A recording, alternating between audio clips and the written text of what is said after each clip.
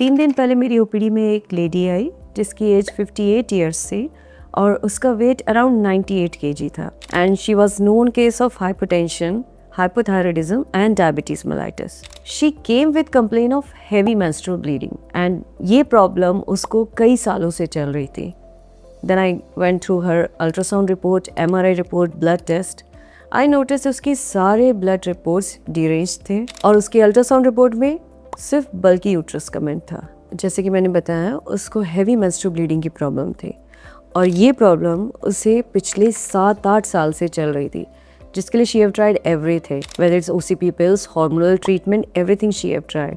But अब तो scenario ऐसा हो गया था कि hormonal pills लेते हुए भी उनको bleeding हो रही थी. So finally she was so frustrated, she just wanted to get rid of the uterus because uterus नहीं रहेगा तो bleeding बंद हो जाएगी. So she came to me for the surgery. So yesterday I performed her total laparoscopic hysterectomy with bilateral salpingo-oophorectomy. As you can see, the specimen size is really big and it weighed around 1.2 kg and it was the adenomyosis of the uterus. So I performed her total laparoscopic hysterectomy, but specimen का size इतना बड़ा था कि vaginally निकालना बहुत मुश्किल था.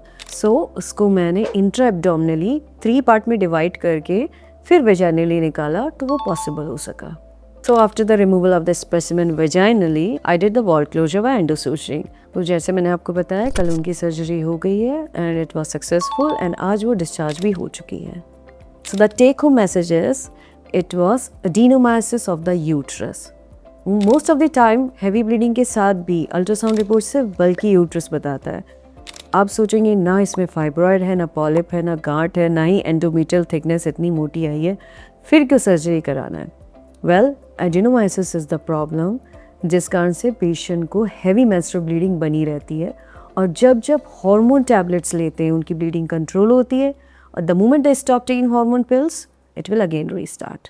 सो अगर आपको भी ऐसी प्रॉब्लम हो रही है जिसके लिए आप लॉन्ग टाइम से हार्मोनल ट्रीटमेंट ले रहे हैं, then consult your gynaecologist. This is doctor विमान सुपरगेल. Stay healthy, stay aware.